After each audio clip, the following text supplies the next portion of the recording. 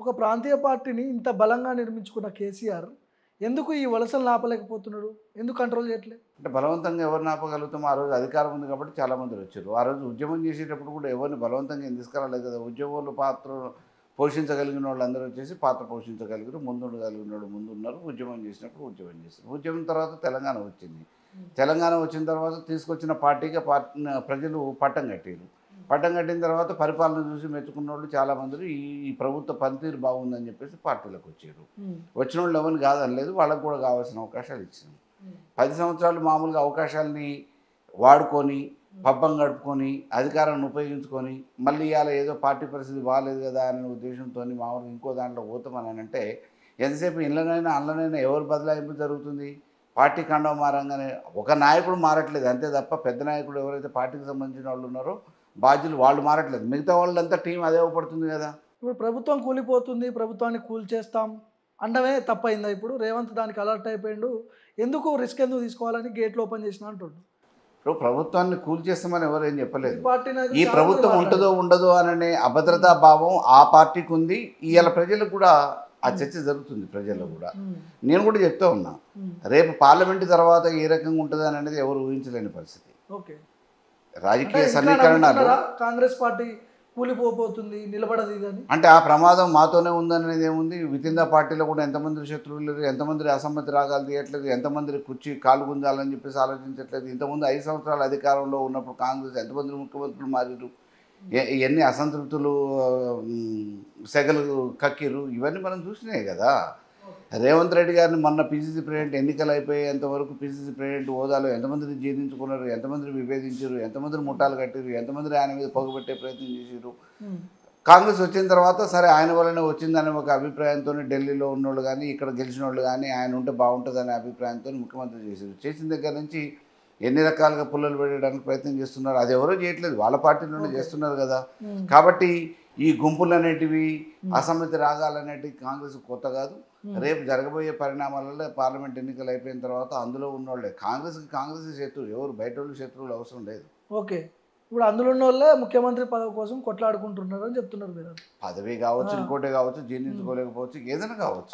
Government వచ్చింది, అందరూ మంత్రులు అయ్యారు, సీనియర్లు అందరూ, ఇంకేముంటుంది? ప్రభుత్వం ఎట్లా కూలిపోతుంది? నిన్న మొన్న కూడా మనకంటే ముందు కర్ణాటకలో గవర్నమెంట్ వచ్చింది, సిద్ధరామయ్య చేసారు, డీకే శివకుమార్ మామూలుగా రేపా మాపా అని చెప్పేసి అని అన్నాడు. 42 మంది ఎమ్మెల్యేలతో బీజేపీలో పోతుండ అని చెప్పేసి ట్రోల్ అయితే ఉంది. రేపు మాపు జరిగే పరిణామం అని అందరు అంటూ ఉన్నారు, రాజకీయ విశ్లేషకులు కూడా చెప్తా ఉన్నారు. అదైన తర్వాత నెక్స్ట్ టార్గెట్ ఏముంటుంది? ఓకే, సో ఇంతమంది ఇప్పుడు దానం నాగేందర్ దగ్గర నుంచి కడియం శ్రీహరి వీళ్ళందరూ పార్టీలో నుంచి బయటకు వస్తున్నారు, అధికార పార్టీలో పోతున్నారు. ఎమ్మెల్యే పదవులకు కూడా రాజీనామాలు చేయకుండా వచ్చి జాయిన్ అవుతున్నారు. ఇప్పుడు దానం నాగేంద్ర గారే ఎగ్జాంపుల్. అంతకుముందు ఏమైంది, ఒకసారి అదే కాంగ్రెస్లో ఉన్నప్పుడు ఆసిఫ్ నగర్ టికెట్ కాకుండా సికింద్రాబాద్ ఎంపీ టికెట్ ఇస్తామనంటే వద్దు అని చెప్పేసి ఆసిఫ్ నగర్ టికెట్ కావాలని చెప్పేసి రాత్రి పోయి టీడీపీలో టికెట్ తెచ్చుకున్నారు. సరే కాంగ్రెస్ అన్యాయం చేసిందేమో అని చెప్పేసి సానుభూతితో ఓట్లేసి టీడీపీలో కూడా గెలిపించారు. గవర్నమెంట్ రాజశేఖర రెడ్డి గారిది వచ్చింది. వచ్చిన తర్వాత మళ్ళీ వెంటనే రాజీనామా చేసేసి కాంగ్రెస్లో పోయి నిలబడ్డాడు. ఏమైంది పరిస్థితి? ఇప్పుడు నీకు ప్రజలు అవకాశం ఇచ్చారు, ఏ పార్టీలో ఉండి పనిచేయాలనేది నిర్ణయించారు, ఆ పార్టీలో ఉండి పనిచేయ అవకాశం ఇచ్చిన వరకు.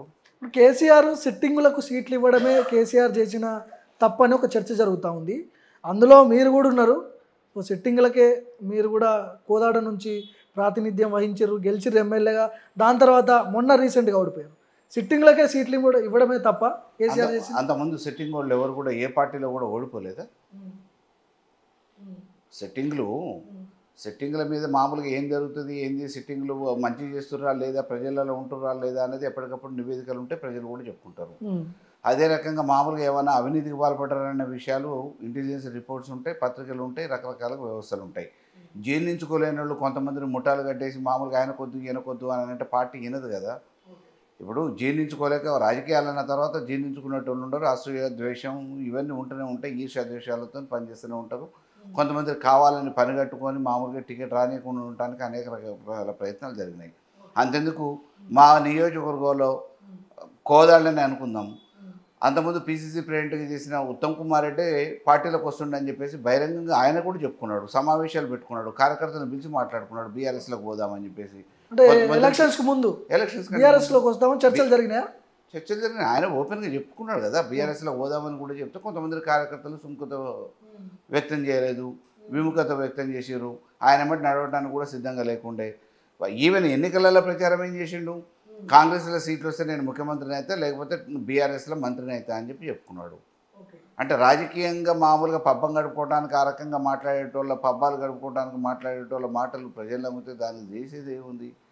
ఎవరు ఉండాలి ఎవరు ఉండొద్దు అనేది నిర్ణయించాల్సింది ప్రజలే.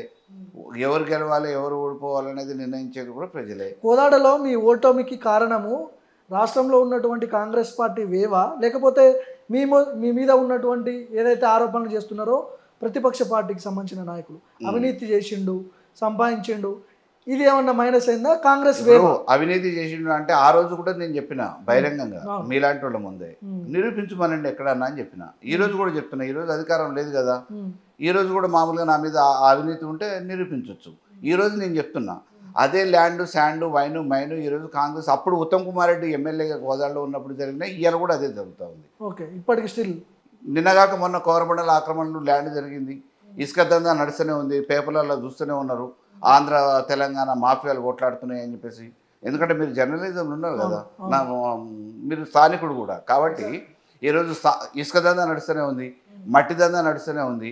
మరి మట్టి మట్టి అని చెప్పి ఆరోపణలు చేసినప్పుడు ఒకవేళ నాకు దాంతో అన్యం పుణ్యం నాకైతే తెలియదు, నాకు సంబంధం లేదు. మరి నేను ఒకవేళ నేను తీసుకొని ఉంటే ఈరోజు రేట్లు తగ్గాలి కదా, ఈరోజు బంద్ చేపియాలి కదా, మరి అంతకంటే విచ్చలవిడిగా ఎందుకు నడుస్తున్నాయి?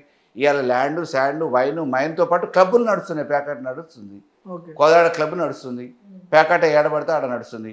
ఉత్తమ్ కుమార్ రెడ్డి చేసిన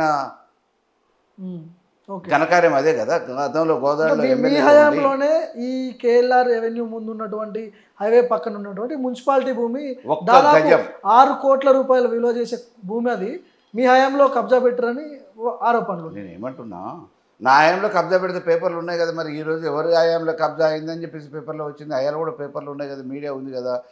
మా హయాంలో ఈ ఆల్టికి నేను అధికారం లేకపోయినా చెప్తా ఉన్నా, ఒక్క గజం ఎక్కడైనా ఆక్రమణకు గురైందంటే దానికి బాధ్యత వహిస్తా, రాజకీయాల నుంచి తప్పుకుంటా. ఇవాళ మామూలుగా అయిందైతే బహిరంగ రహస్యమే కదా, ఎన్నో జరుగుతున్నాయి కదా.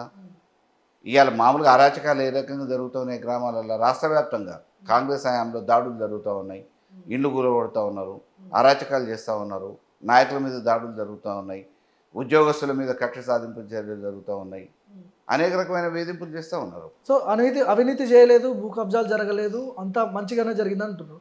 ఏంటి ఓటమికి కారణాలు ఏంటి? ముఖ్యంగా కాంగ్రెస్ వేవా, మీ మీద వస్తున్నటువంటి ప్రాపగాండా ఏదైతే అవినీతి ప్రాపగాండా చేస్తున్నారు?